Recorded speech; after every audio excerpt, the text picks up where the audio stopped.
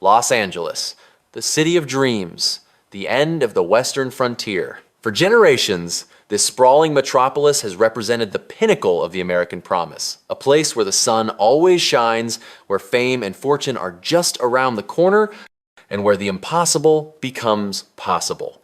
But in 2025, if you look past the Hollywood sign and look down at the pavement, you will see that the dream is collapsing. The city of angels is being consumed by a demon it cannot exorcise. We are witnessing a humanitarian disaster of biblical proportions. It is visible on every freeway underpass, in every public park, and on the seats of the public transit system.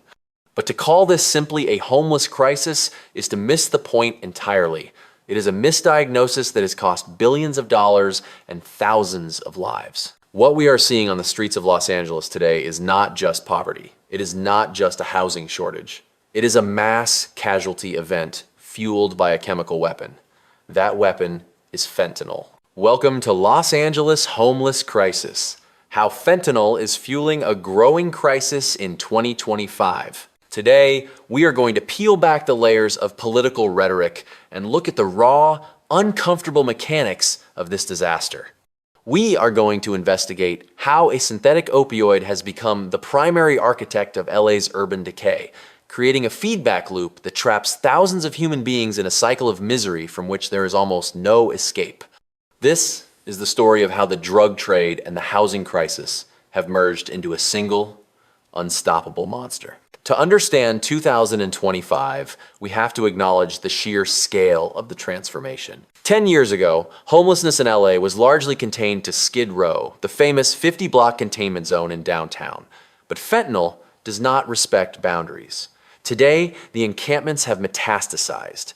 They line the beaches of Santa Monica and Venice. They cluster under the 405 and 110 freeways. They have taken over the sidewalks of Hollywood Boulevard. The visuals are staggering, but it is the behavior that has changed. In the past, you might see people asking for change or sleeping. Now, you see the fentanyl fold. You see men and women bent double at the waist, frozen in a catatonic stupor, standing on street corners like statues of despair. You see the open wounds caused by xylazine, the flesh-eating additive now common in the LA supply. You see a level of psychosis and physical degradation that looks less like a modern American city and more like a war zone. So, how is fentanyl fueling this? Why is it the gasoline on the fire? It comes down to the brutal economics of the drug. In Los Angeles, fentanyl is cheaper than water. It is cheaper than food. A single pill, a counterfeit blue stamped to look like oxycodone, can cost as little as $2 on the street. This low barrier to entry means that anyone, regardless of their financial status, can afford to become addicted. And once that addiction takes hold, the descent is vertical. For many, homelessness begins with economic hardship. A lost job, an eviction, a mental health crisis. They end up on the street or in a car. In that moment of extreme vulnerability, trauma, and fear, fentanyl offers an instant, cheap escape. It offers a way to numb the cold, to sleep through the noise of the highway, to forget the shame of their situation. But this is where the trap snaps shut. Fentanyl is a short-acting opioid. The high is intense but brief. The withdrawal, the dope sickness, sets in within hours. It causes bone-crushing pain, vomiting, and panic. To avoid this sickness, a user must consume the drug multiple times a day. This biological imperative becomes the only thing that matters. It overrides the need for shelter. It overrides the desire to find work. It overrides the instinct to reconnect with family. The drug demands total obedience. This is why we see the phenomenon of service resistance. Outreach workers in Los Angeles report approaching people in encampments, offering them a pathway to a shelter or a hotel room, and being refused. The public is baffled by this. Why would anyone choose a tent on the sidewalk over a room? The uncomfortable truth is that many shelters have rules. They have curfews. They prohibit drug use. For a person enslaved by fentanyl, following those rules guarantees dope sickness. The street, for all its dangers, offers the freedom to use. The street allows them to maintain the chemical equilibrium their body now depends on. In this way, fentanyl acts as a chemical shackle, tethering people to the pavement more effectively than any chain. Furthermore, the drug has fundamentally altered the infrastructure of the city. Let's talk about the LA Metro. Los Angeles has spent billions expanding its rail system, hoping to prepare for the 2028 Olympics. But in 2025, the Metro has effectively become a mobile shelter and consumption site. Because fentanyl is often smoked off foil, the fumes fill the train cars. Commuters are forced to breathe secondhand opioid smoke on their way to work. Elevators and stations have become inaccessible, used as restrooms and injection sites. This collapse of public order drives a wedge between the city and its residents. Angelenos feel unsafe using the infrastructure they pay for. It creates a tale of two cities, those who can afford to isolate themselves in cars and gated communities, and those who are abandoned to the chaos of the public sphere. We must also confront the polysubstance reality. In Los Angeles, fentanyl is rarely alone. It is dancing a deadly tango with methamphetamine.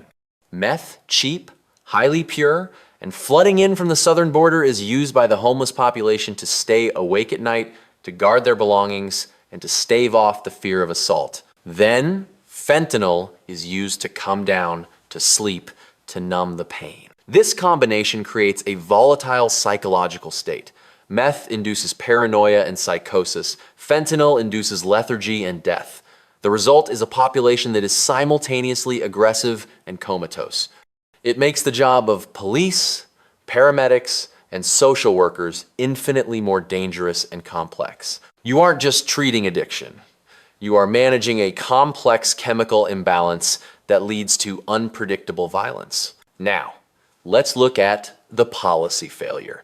Los Angeles has not ignored this problem. In fact, it has thrown unprecedented amounts of money at it. Measures like Proposition, HHH, and various state funds have allocated billions toward building housing. The philosophy is housing first, the idea that you give a person a home and then deal with their issues. But housing first faces a lethal adversary in fentanyl. Putting a person with a severe, untreated fentanyl addiction into a solitary apartment often results in one of two things. They either turn the unit into a drug den, destroying the property and terrifying neighbors, or more tragically, they die alone. Without treatment first, or at least a robust requirement for recovery, housing often becomes a coffin. We have seen specific cases in LA where newly built supportive housing units have high rates of overdose deaths because residents are using behind closed doors with no one to revive them with Narcan. The isolation of an apartment combined with the lethal potency of the drug is a fatal mix. This leads to the cynicism of the public. The taxpayers of Los Angeles see the billions spent. They see the new bureaucratic departments created. And then they look out their car windows and see more tents, more bodies, and more debris. They feel gaslighted by a political class that claims progress while the reality on the ground deteriorates. The industrial homeless complex in Los Angeles has become a massive economy in itself. Nonprofits, consultants, developers, everyone is getting paid, but the streets remain full. And fueling it all, ensuring a steady supply of clients, is fentanyl. We also have to talk about the source. Los Angeles is a major hub for the cartels. The I-5 corridor and the ports make it the perfect distribution center. The supply of fentanyl in LA is functionally infinite. Law enforcement intercepts millions of pills, but it doesn't make a dent in the price or availability. The market is saturated. This saturation means that death is random. We are seeing teenagers in the suburbs dying from one pill. We are seeing casual users in Hollywood clubs dropping dead. But the bulk of the carnage is borne by the homeless.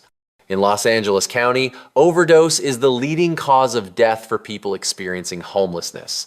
It kills more people than exposure, violence, or natural causes combined. Think about that. We have a population that is literally being exterminated by a chemical agent, and the city's response is often paralyzed by ideological debates. So, what is the future of Los Angeles in 2025? If the status quo continues, we are looking at the normalization of a permanent underclass, a zombie city existing within the gleaming metropolis. We are looking at the further erosion of public safety and the flight of businesses and families who simply can no longer endure the conditions. But there is another way. It requires facing the uncomfortable truth. It requires acknowledging that fentanyl has changed the rules of the game. It requires a shift toward recovery first. It means expanding mandatory treatment options. It means acknowledging that allowing someone to slowly commit suicide on a sidewalk is not compassion, it is negligence. It means enforcing laws against public drug markets so that parks and buses belong to the public again.